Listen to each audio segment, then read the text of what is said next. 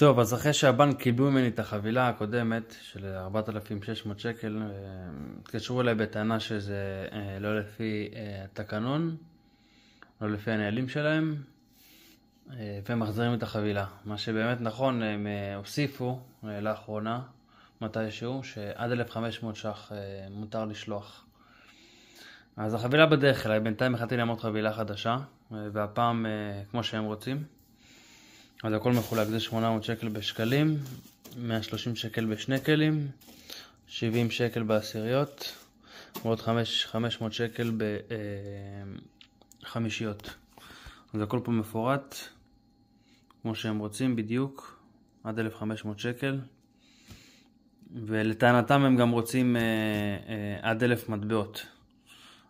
פה יש לי 972 מטבעות, אז אין עם זה בעיה, זה עדיין תופס.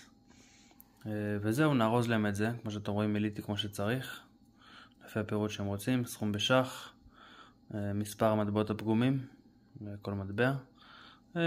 פה ממלאים מטבעות פגומים שנמצאו בים, חלודים וכולי, חשבון בנק, כל הפרטים למיניהם.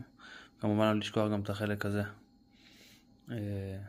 פרטים מזהים שהם דורשים.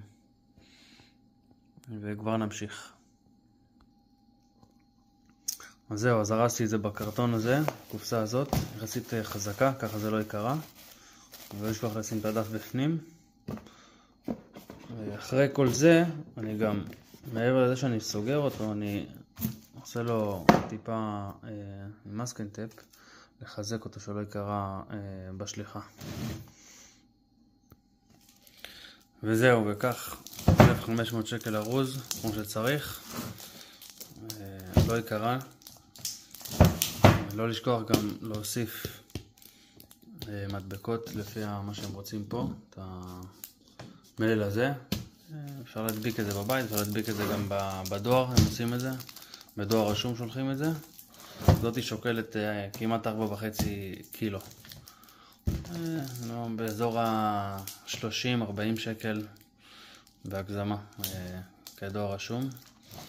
וזהו, נמתין לזיכוי בחשבון.